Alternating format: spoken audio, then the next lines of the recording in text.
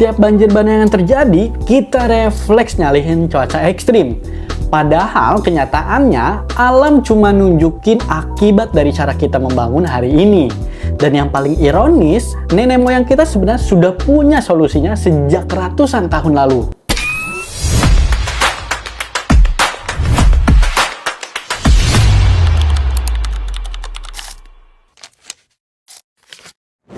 Sumatera adalah wilayah dengan luasan hutan hujan tropis yang paling lebat, curah hujannya tinggi, dan jaringan sungai yang sangat kompleks.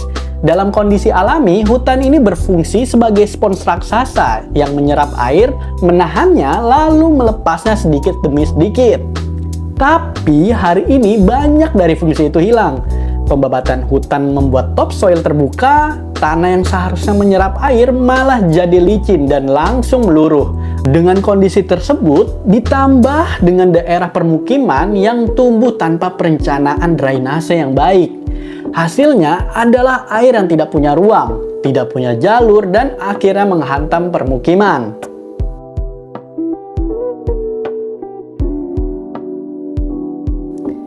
Tapi coba lihat arsitektur tradisional Sumatera dari Minangkabau, Melayu, Batak, sampai Mentawai. Hampir semuanya rumahnya berupa panggung.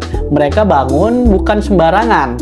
Mereka mengamati alam, belajar dari pola aliran air, dari tanah rawan banjir, sampai karakter hutan tropis. Rumah panggung ditinggikan bukan untuk desain semata, tapi karena mereka tahu air pasti lewat. Jadinya ketika banjir, rumah tetap aman karena tubuh rumah tidak menyentuh tanah. Selain itu, kayu dari hutan tropis mampu mengikuti perubahan tanah dan kelembapan, serta lebih tahan dari struktur batu ataupun beton yang kaku.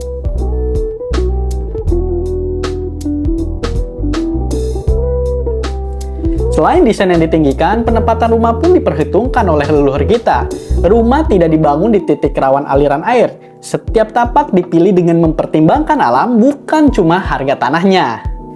Nenek moyang kita mungkin tidak punya AutoCAD, Revit, atau analisa struktur yang kompleks, tapi mereka punya satu hal yang kita sering abaikan, yaitu kemampuan membaca alam.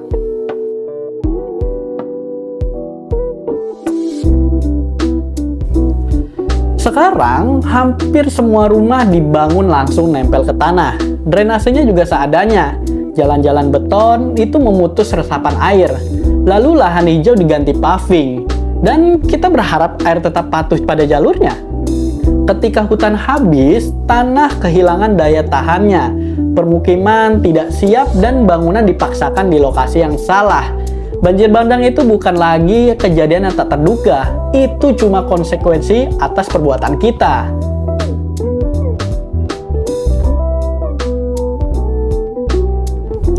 Mungkin kita tidak harus kembali ke rumah adat 100%, tapi kita bisa mengambil prinsipnya. Naikkan bangunan dari tanah, sisakan ruang untuk air. Pakai tapak dengan bijak dan tentunya sesuaikan desain dengan kondisi alam sekitar.